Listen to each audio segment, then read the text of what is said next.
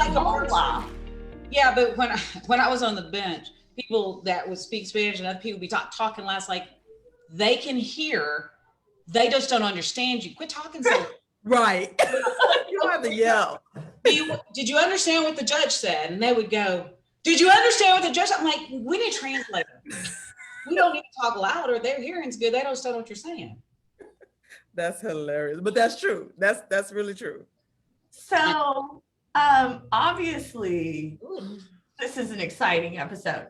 Now, Bri, okay, so I've already pre-talked to our guests here a minute. So I want to say hi to everyone on Facebook Live. I'm so excited. Bri is actually an entertainment lawyer, and she was not here last week because she was winning an award.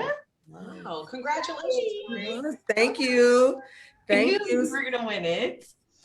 Just tell us real quick what the award was, because I mean, I knew it was yours, but tell us specifically. So I went to Nashville, Tennessee last week for the Southern Entertainment Awards. And it's a big conference. It's a big thing for artists generally in the South. So Waka Flocka performed there before he got big. Nicki Minaj has performed, so that was all before they blew up. So anyways, I won Music Industry Service of the Year for 2021. And I'm so excited. And I met so many cool people, and it was exciting. And so somebody was like, you're an award-winning attorney. I was like, oh, I am. Where's is it like a little trophy they give you, or not little? Is it trophy? No, it was little. It's like a little trophy that they give you, which was my first, physical trophy. She doesn't have the Grammy or the Southern Award out. It should be sitting beside you, Bri. Right. I should wear it on my shoulder at all times. So, yes, you should. I'm in San Antonio in my mom's enclosed patio outside. So I didn't make it down with me. Office. So Bri, did you get them? And listen to me, I'm not even the interviewer. I'm just go for it. Come through. The Service Award of the Year, is it because of the clients that you represent? Tell me, how does that work? It's a little bit of everything because of the service that I provide to these particular type of clients. I don't know if they know what clients I represent. I usually don't name drop. So I don't know, but it's just because I offer those services to that clientele. And I was the only lawyer that was nominated on the whole ballot. And I was the only lawyer there. So, I cleaned up. Shake hands and kissing babies. This was also a client trap, not intending to be, because people are looking. Are you looking for new talent? Like people that are out there listening on Facebook? All the time. I'm always. Yes, I'm always looking to represent new artists. So absolutely, I picked up a couple of new clientele while I was there. Made a lot of good connections in the industry. So, listen, even if I didn't win an award, the way I figured it was, regardless of whether I won a physical award or not, I was going down there to absolutely make future money. So that was my only, my only thing. The award was the extra icing on the cake. Interview Lauren, I think you need to interview Bri, because I've got a couple of my sons, and they are definitely musicians. I did all this law stuff, and they're like, anybody can be a lawyer. They're in the musician. Yeah, so Bri, offline, I'd like to get some information. Absolutely. Because so I don't even know how to help them. You know what I mean? It's no. I don't get that. Yeah. No, it's definitely a specialty. And so I would absolutely love to talk to you offline. Absolutely. Well, you're going to love talking to her online because our guest, Miss, I guess it's Judge, her honor, Erleigh Wiley, she's amazing. We were just chatting right before the show started, and she began to tell me about how she was a single mother, woman of color, running for office in Kaufman County, Texas, which, if you're not a Texan, if you're watching this and you're outside of Texas, Kaufman County is a very small county. I don't know, like distance-wise it's small, population-wise small. It's just like, what is it, southeast of Dallas. So it's not, it's not a big city, it's none of that. And so she was telling me about how, what that experience was like. And I can't wait for everyone to hear about this. I mean, it's amazing. So welcome to the show. Thank you. I'm glad to be here with two fellow sisters of the law. Yes. So it's exciting. And being older, if there's anything that I can share from my experience with either one of you or the people that are listening in, I feel very comfortable. Hope not to say anything, too cray-cray, but yeah, Kaufman, I will say, Lauren, you gave a great description of it. 30 miles southeast of Kaufman County of Dallas County. You guys are both then in a pretty urban place, Bexar County, Dallas County. I would say I would definitely consider Kaufman small compared by either one of your standards. But it is, as y'all all know, with this reverse migration, everybody moving here because of COVID and other reasons, we are experiencing a boom of all booms. So I don't know what that's going to mean, but when I came back to my hometown in Kaufman 20 years ago, I would definitely call it a sleepy, not like Garland, that's a suburb of Dallas, or for you are, you got that straight shot from Austin to San Antonio and whatever towns you've got in between, and Bernie and all that out there. Those towns are growing too. I went through Buda and I was like, I can't believe this place. I went to law school in Austin. I was like, I couldn't believe that place because I love that coffee shop they do. They sell that crack coffee with that cream in it. What is that coffee place? Moonbeam Coffee or something? You know what I'm talking about? Bri? I don't think, no. They have it in Buda, but they have it in Austin and San Antonio. I don't know if I want crack coffee. I know. You know what it is? It's cream that they make, but they put, I've decided, the recipe they won't give out, I think it has got condensed milk in it. So it's really, but you don't put a lot in there. Anyway, so that's what I'm saying. All these, so Kaufman is different. It is smaller. So yeah. Back when you were running, it was one of the type of towns, if you blinked, you would miss it, right? Like that saying, if you drive through the city and you blink, you'll miss the town. And I always considered them speed traps, like it's the kind of town you don't want to be speeding in. If you've ever seen the movie Cars, yes, like where Lightning McQueen ends up, that kind of feel, right? 20 years ago was more like that. Why did you decide, you said you came back to the town, and then why did you decide to run, especially when you're a single mom? And like, how old are your kids and what is going on in your mind? How do you think you can do that? And then do it. Tell us all about it. Okay. Well, I wish I could say something very like profound, like, oh, I always wanted to be a judge and I wanted to help people, and I was a DA in Dallas. But you know what, girl, it's like this. What could I do? Set my own schedules and make a little bit more money. I could be a judge. I'm not joking. No, it was all of that. But I think the practicality of where I was there at my experience level, I had been in the Dallas DA's office for 13 years. I was divorced. When you can't go nowhere else, you got two little boys that were like 5 and 6. You can always go home because they're 25 and 26 now. And that was about 20 years ago. So you can always go home. So I left an urban county. I commuted back and forth. There was an opportunity to run against an incumbent because I worked in Dallas, but I heard about his record and that he didn't work and things weren't going well in that court. And I said, I could run against that guy. And then, it was very scary, but sometimes the arrogance of not being right where all the action is and working in Dallas and going back and forth actually kind of helped, because I didn't know that it was such a long shot and that everybody thought I was crazy. I mean, I didn't even know that people thought it was crazy for me to do it. I mean, I really did. I mean, I didn't, because I wasn't here. You weren't there, yeah. Yeah, I was leaving my house, taking the kids to school, dropping them off, and going on to Dallas to be at the DA's office. And then I'm running on the weekend. I can't tell you how many miles I had in my car. And my motivation was, as a woman, what can I do? Call my own shots. I don't have a man in my life. And what I had seen from the judges that I practiced from in the DA's office, I thought, they seem to get to do what they want. That's the job that I need. Yeah. You know what I'm saying? I meant 20 years ago, this is like pre-Facebook and social media, right? So you would have had to be there to hear everyone, to hear the haters. The haters. Today, the haters are everywhere. They're easy, yeah, they can easily access you. Yeah. Yeah, you would have known. I would have known. It was in today's time. Messed up my head, right? Yeah. Right.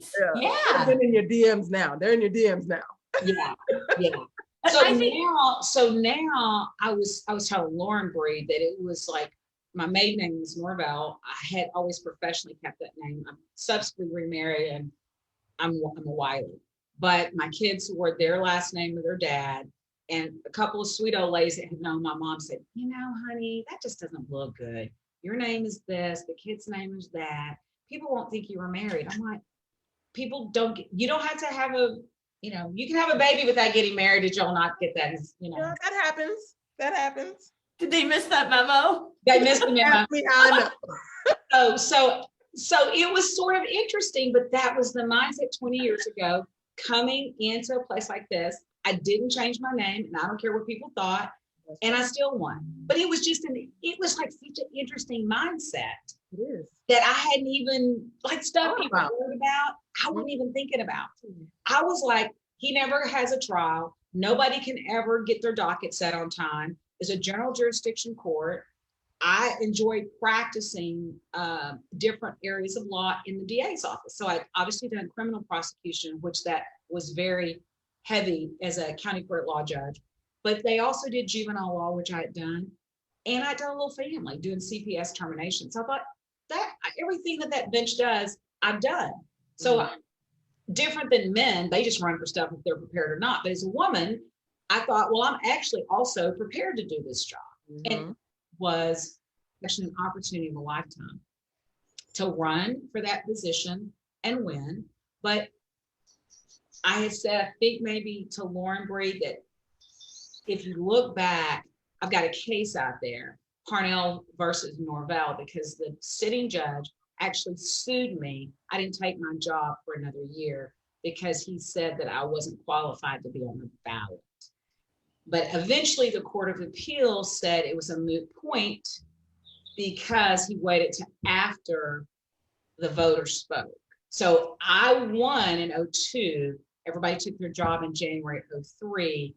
I didn't get on the bench to November of 2003, almost a year later. So it's always harder for certain people.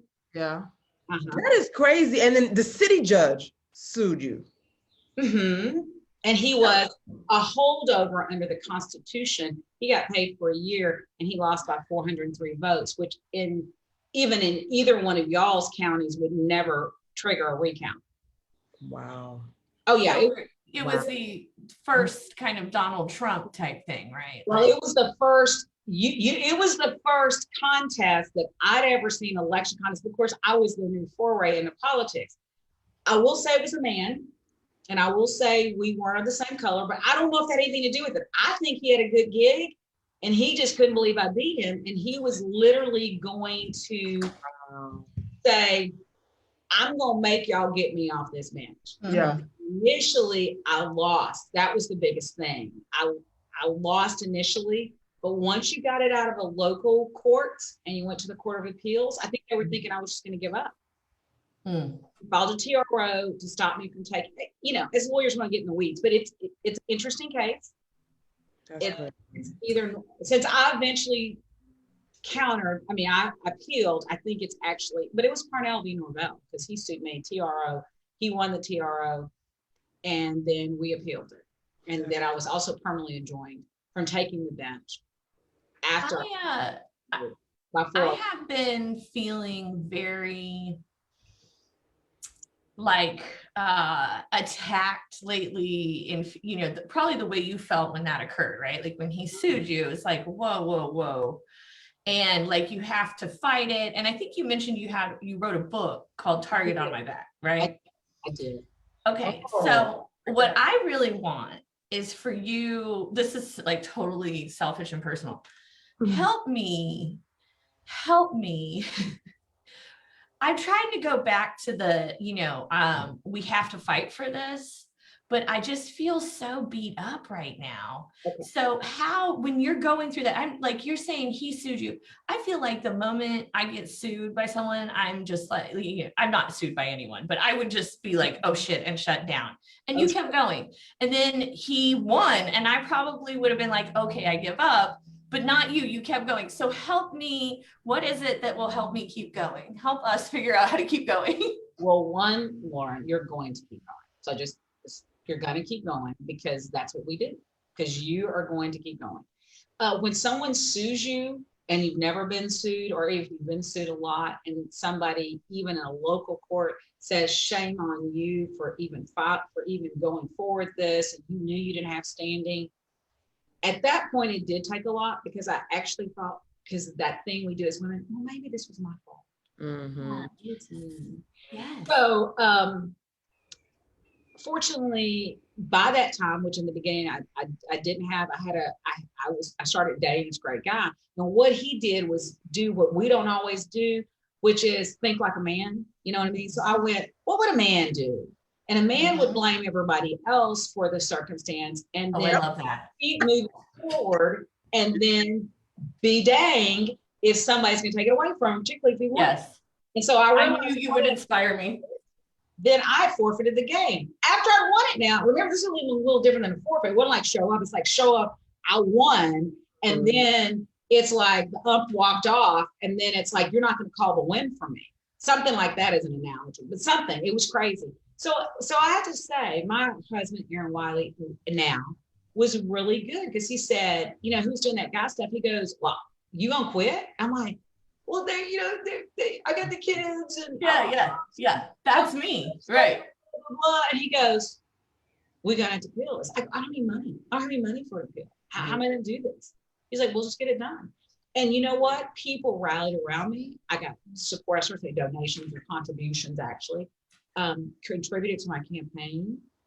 Because I think when you keep going, Lauren, and you don't, people know, and they gravitate to people that just stick with things. And there is always going to be detractors. I mean, there are always going to be people that say, you know, that Lauren, why is she even trying to do a Facebook post? Why is she even trying to do this? But you know what? In a year from now, when you got all these followers, that you're going to know who's supposed to. Bri, you know, there was a time when she was in entertainment law, and she was like, oh man, why am I even doing this? And now she's being lauded. And so, ladies, don't quit, because if no reason, you got to do it for your kids. They got to see you keep doing it. They have to see you win. They have to see you win. And Yes. I have a daughter, so I have a 7-year-old. And that has been, I think, out of everything, when Lauren, to your question, I know you didn't ask me, but I'm gonna ask anyway. But I want to know. No, I want to know. Yeah. But Please. to your question, you know, when it was just me, it was easier, right? To be like, oh, woe is me. Like there was nothing else to fight for outside of me, right? So you kind of get engulfed in that, you know, but then when another person came along that depends on me, that changed the game. Unfortunately for everybody else, right? So that changed the game for me. And so now it's not about me. Now it's about her. And so that's why I always tell people, you know, just in anything, right? I always tell people, like, even some of my colleagues are like, well, how do you know, people owe me money in my law firm, and how do you, you know, and how are you so strict, and how are you so, because it's one thing to take food out of my mouth. I can forgive you for that. But then when you start taking food out of my daughter's mouth, that comes with a fight.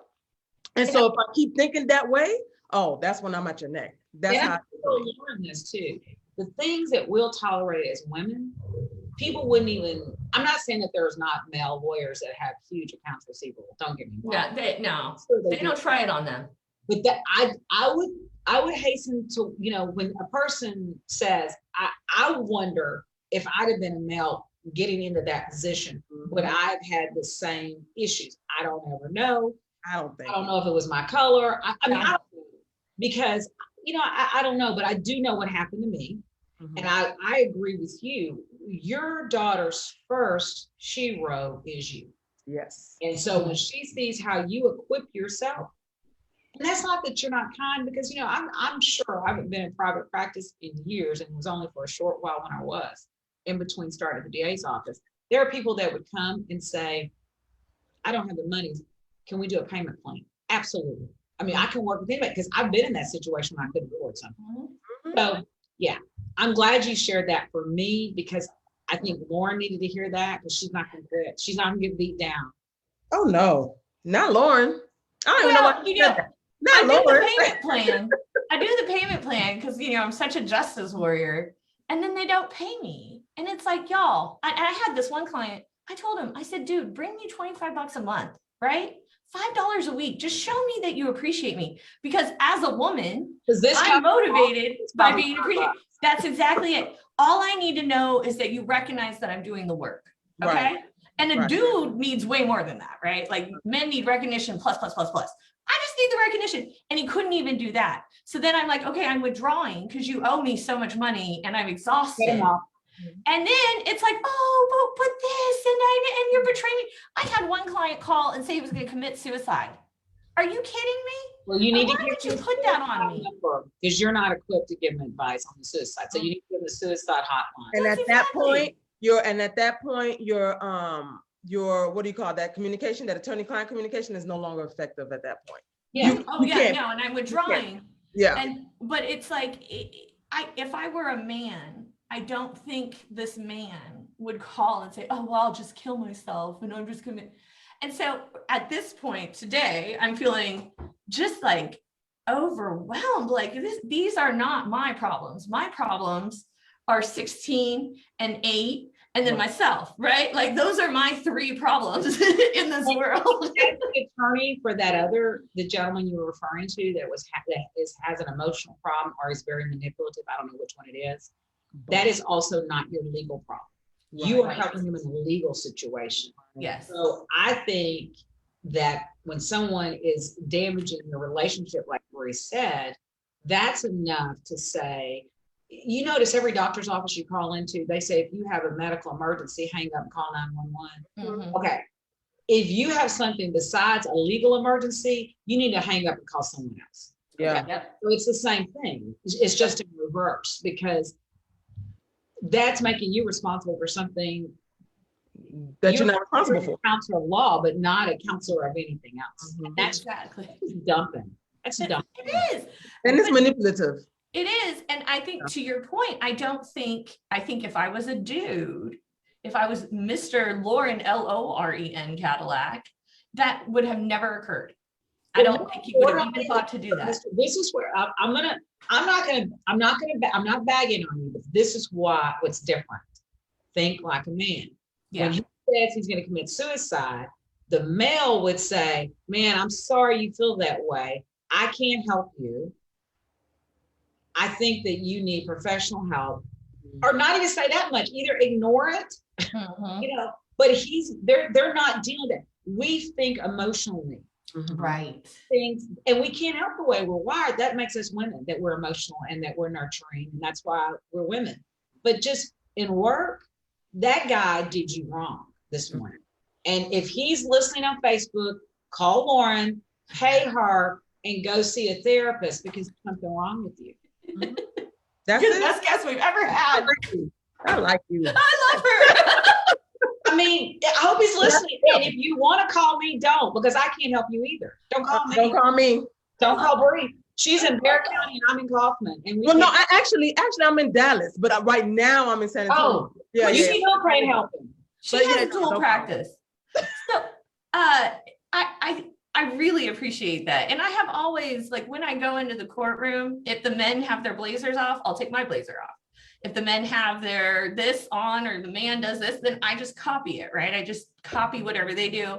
And I've always tried to copy them and emulate them, like to your point about where you decided to run. And most women go, okay, do I have every single qualification? And most men go, oh, I'm just going to do it. Who cares? So let me tell you why I learned that. To run for judge in the state of Texas, for example, the legislators have already told us what those qualifications are. Mm-hmm. Living in the county, the residence requirements, and 5 years practice of law. If you meet those minimum requirements, you can run. Mm-hmm. But as a woman, we go, now, do I really know that area of practice well enough? Do I have enough experience? Of course, and there's a practicality of money and do you have the time? But we always worry about the details. I will suggest that some people, and some ladies are like that. Some of us women get it. It has taken me years to get over that because I don't even know your background, Lauren or Bri, but I promise you are qualified to do anything that you want to do in the law. You've got a law license. The state of Texas told me so. Yeah. That's it. That's all we need, right? I love it. Yeah. So we doubt ourselves because we doubt ourselves. Yeah. Keep your jacket on if you're cold. Take it off if you're hot with the court's permission if you got a strict judge. But when you go to court, don't look at the other side. Let me tell you as a judge, focus on the judge. The judge sets the tone. And if you got a weak judge, I'm sorry, but the judge sets the tone. Because technically, if you're hyper technical, if you're in court, you're supposed to wear a jacket. And for us, we don't have to do ties and stuff. And really, to take off your jacket, you should probably say, it makes you look like you're really old school. Judge, I have permission to remove my jacket. Then it makes the males look like idiots that take their coat out. Disrespect probably for that female judge. I love that. Yes. And that's something that I never even thought about, Lauren. That's interesting that so, I'm starting to get into this part of my life where I'm starting to realize that there's stark differences in some of the things that I do and other people do. Oh, good, okay. not, good, bad, or indifferent, right? Yeah, I'm starting to see outside of myself. So, congratulations. Thank you. I mean, it doesn't make it or break anything, right? But it's just that I'm starting to be like, so the fact that you go into court and look at what everybody else is doing to kind of see, you know what I'm saying? And not everybody. That's to establish yourself. Not everybody. Only the men. Honest about the men. Only the men. I've never even thought about. I don't know what look, everybody is doing. I'll wear a red blazer. Okay, like I'll be in a red blazer. Yeah. I don't conform to these norms. I am me. I show up as me. Yeah, I don't think you have to wear a dark have suit. their jackets on. I make sure mine is on, and I wouldn't dare ask until they already removed theirs. So I'll let what you said. They take it off, and then I ask the judge if I can. I have done that, and I will do that. But in my mind, I do. If a dude does it, I want to do it because they've been running everything. They are the people in charge. So I'm just emulating the people who have all the power. And that's kind of probably stupid, but it's not. We have to have that mindset. Mm-hmm. And I love that you said when you almost lost and when you lost and he said, we're going to appeal. And you hadn't even thought I would have felt defeated. I know I would have. Well, I definitely felt defeated. I felt defeated and I felt like I didn't have the money for it. Exactly. And I had won. Remember, you run like the whole 6 months to a year before, and then already put in your groundwork. And the night you win, you're supposed to celebrate. Yeah. And so, but I think now where I am in my life, I can analyze the cost benefit analysis of something. Mm-hmm. But for the most part,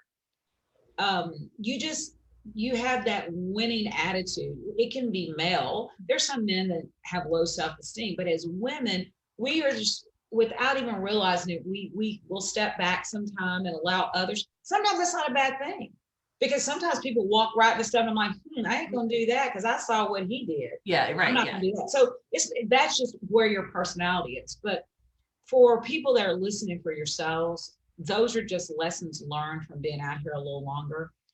I would say be you with the colors, the jackets. For me in court, I never thought if a woman had a red suit on, I thought, wow, that's sassy. I wonder what I look like that. I don't think everybody has to do dark suits anymore. That train's left the station. But as far as cueing from the guys, I would cue from the attorneys you like and emulate. Those are people I cue from. The people with confidence, a woman, male, anybody, and watch how they negotiate their space. How they are. And those people are actually going to be your mentors. And at this point in our career, it is not bad to introduce yourself to somebody and say, you'd be surprised how much people will help you if you just go to people and say, I've got some questions about this. How did you know to do this? Mm-hmm. But don't be looking every Tom, Dick, and Harry because he's a man. That's a time waster. Oh, indeed. I'm just saying. My opinion. Lauren, you asked me a little bit to shift gears because I know I looked at my clock. I can't believe I've been talking. I know. I'm running my head for 30 minutes, but I've got an appointment in a little bit. One thing we had talked about the book. Yes. So my timeline runs from being a DA, ran for judge, and in 2013, some of you guys were familiar with, we just came off of that in my mind, like the season of remembering when Mike, our DA, was killed at his home in March, and in January of 13. I remember that. Yeah. Yes. When we had a murder at the courthouse in Kaufman County. Yes. So we had the 3 murders in 13. I was the judge at the time, and I'll plug my book. I mean, it's on Amazon, a Target on my back. Maybe one day we'll have a little book club about it if somebody wants to, but it really is almost, not getting in the weeds like a lawyer, almost a present sense impression from my point of view. So it'd be a memoir of what was going on in my life. The kids now, we've moved 10 years later, they're teenagers. Okay. And we had the murders. By the time we had the murders in March, this community in Kaufman was total chaos because we didn't know if they were killing elected officials, what was going on, if it was rumored the Aryan Brotherhood, which is never good if you're African American, because I was an elected official, that they want to kill me. Was it the Mexican mafia? But ultimately, we found out it was a local justice of the peace that had a grudge against Mike and against Mark. And then Mike's wife was killed in the home with him. And so I wrote the book because I was appointed by the governor in the position I'm in now as a criminal district attorney. Some people keep saying, why did you do that? Because we had a detail with ICE. Homeland Security was a detail in our home for safety and protection. So it looks cool when you're Biden with the Secret Service, not so cool because they're in your life, in your house. And so we experienced that. And then we find out, excuse me, the Justice of the Peace, Williams, who was the murderer, also had a hit list, and I was on his hit list. So that's why the target on my back is written. I'll hold the book because I brought the book. It's backwards, you can't read it. But I will definitely give me an address later, and I'll sign one, send both to my host. Oh, I will love that. And so then we might do another, several months later, we'll have a little book club about it. If somebody wants to, and then we might invite people on a book club. Y'all need to do a book club. We should do a little book club. Like Oprah. I love it. Yeah. My friend Gabe was in the he was an agent. I know Gabe. You do? I know Gabe. Absolutely. I got a picture with Gabe when I got sworn in. He was still here in this office. Okay, so him and Bri knows him, Gabe Garcia. He went to law school with us in San Antonio. Yeah. Yeah, and he and I are very close friends. I went to his wedding, and he was working at the DA's office at that time. And his family lives near that area. And I remember how scary it was. And remember no one knew who it went. And I assumed, and I think Gabe assumed that it was someone who was being prosecuted. Absolutely. Like someone who was already a criminal, right? Yeah, right. But the story, like I said, it's not a spoiler alert. I don't care.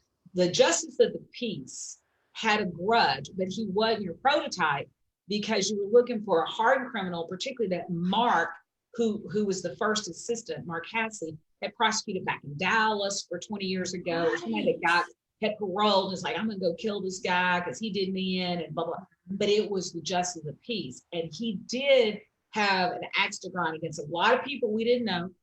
I've heard, he is your classic, they call it like a collector of grievances. And so he is a typical or atypical sociopath, but I'm not, again, outside of my area, but just, he had been prosecuted recently, but he still, nobody believed a guy with a law license that had all this to lose, but he had been prosecuted for stealing county equipment, kind of a little entitlement mindset. So I need a new computer screen. What do I do if I need a computer screen? I call the people that do the inventory, which is our purchasing agent, say, hey, I think my budget allows for this, and then I submit an order. His thing was, he just went and took some. because his defense was, I wasn't stealing that. I was going to take it home and fix it. But we have protocols. And since it left, just like the last checkout stand, and you stole it, it was a felony because of the value.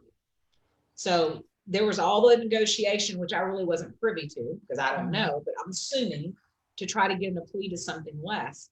He wouldn't, so they had to try it. He was convicted of a felony. Ultimately, I don't know what happened, but the bar, he lost his license, he lost the JP. So he went from up here, I knew he got to down here. And you know what? That was that man mindset, right? He wouldn't settle on the plea. You know what? I probably would have done. I'm going to tell you something. I can't pick on the other species that hard. That was the psychotic male mindset. Yeah. You're right. That's fair. Now I'm not going to throw all the male species in there. I got 2 sons and a husband and several brothers. No, I ain't gonna do them like that, because most people would have said, "Huh? Yeah, I think all this take that deferred." Why to the bar, be suspended for maybe a probation for a year, my stuff, and go on down the road, right to Bernie, Texas, maybe. I don't know. Start over. Is he in jail now, or death row? Okay. People, let's hope. I don't want him out. He hates me. Oh, so I don't know why, but I thought he killed himself. I don't know. Didn't happen. Would have made it nice. We had a whole trial. I'm telling you, it's a whole book series. One day. I'm really looking forward to that. You're gonna do a book. You're gonna get books, several book series. I'm a creative project for you. Yay! I love it. There's a lot of other women out there that probably have written books about things that are a lot more interesting than me. But that's a pretty interesting story. That was one of those, and even I remember watching it on the news in Dallas, and even though Dallas isn't there, we were all like, whoa, everyone was on really high alert. That was I'm gonna have to get Bri to shop my story. You know what I mean? I talked to her. Okay, you should. Yes. And actually, that's a great segue. We have come to the time where we shamelessly plug ourselves. Okay. So our guest always goes first. So go ahead, and I know, but your book. So tell us what your book's called and how to give us the details. Okay. So wrote this book in 2016. It was published in 2017. I think I held it up, but it's backwards. So it's a target on my back. You can get it on Amazon. I'd appreciate if you buy it. So it's been out there for several years. In fact, I've kind of got another one I'm working on in my head a little bit different. My father, who was 94 years old, would have been 95, passed away last year. He was the winningest coach in Kaufman County history, went to the state championship. And he did that back when the schools were segregated. So we've never had a winning coach. So I want to write a story as an homage to him. I am the DA in Kaufman County. I am up for election. So any of you listeners that are in Kaufman County, please support me in the upcoming election. Is that a shameless plug? And I'll have to file in 21, but for 22. And if I ever run for anything else, please vote for me on the ballot. My name is Erleigh Wiley, and I live in Kaufman County, and I love the great state of Texas. Aww. Thank you for having me, Lauren and Bri. Thank you for being on. Man. All right, Bri, your turn to shamelessly plug yourself, my friend. All right, guys. Hey. So it's me, Bri. I missed you guys last week or the last show. So owner of the Bethancourt law firm, guys. I provide services in entertainment law. I do trademarks and copyrights, LLC formations, business contracts, all that nice, good stuff. Okay. I'm also don't get it twisted. I'm not just a entertainer. I am an entertainer, but I'm not just an attorney for entertainers. As far as musicians, I'm an attorney for creatives. So if you're a creative, a chef, a model, anything in the creative space, DJs, I'm your girl. So y'all can call me at 1-833-4-BRI-LAW. You can also find me on Instagram at Issa, ISSA_lawyer, and then on Instagram. And then on Facebook, the Bethancourt Law Firm. And guys, I just put out a post today that I'm not doing any more DMs. I can't keep up with these DMs. Y'all gonna have to call my office or what does that mean? When you say direct messages, like the inbox messages on Facebook and Instagram, I can't keep up with those anymore. So say your number one more time, Bri. 1-833-4-BRI-LAW. 4-BRI-LAW. Okay. So thank y'all, Lauren. So that's Bri, our award-winning attorney and my co-host. I'm so proud of you. Thank you. And I am Lauren Cadillac, the owner-operator of Cadillac Law. We are in Dallas and Fort Worth, but we serve all of North Texas, actually all of Texas at this point. And we do real estate related work. So if you, my latest is I'm a little irritated with the city of Dallas. So if you have received a citation from the city of Dallas related to your property, holla, because I am ready to fight those guys.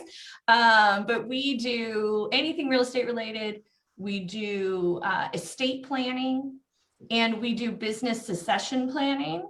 So we can help, Bri can establish your business, but we're going to help you figure out what's going to happen if something happens to you. So we deal with the really fun, morbid topics at Cadillac Law. But it is important, right? We deal with really important things, I think. We do property tax protests. Some of y'all, everyone's had to file by now that they're going to protest, but some of y'all might still want representation. We are still available to do that. Our number is 972-845-1200. Our website is cadillaclaw.net, and all of our social media is Cadillac Law. Cadillac is spelled with one L, C-A-D-I-L-A-C Law. Although if you Google Cadillac lawyer and you use two L's, it will come up with me. So What a great name. Thank you. I'm married for that. I'm married for that one.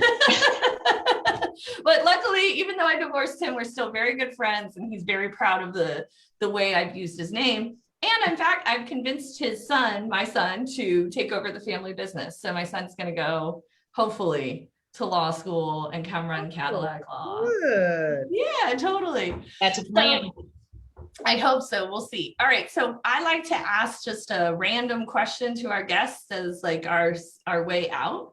And I like to ask about favorites. So tell me, what is your favorite food?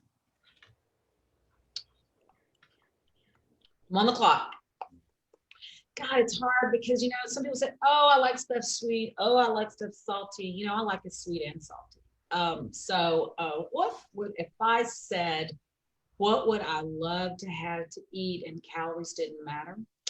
I would probably have a medium rare ribeye. I don't know if it's my favorite.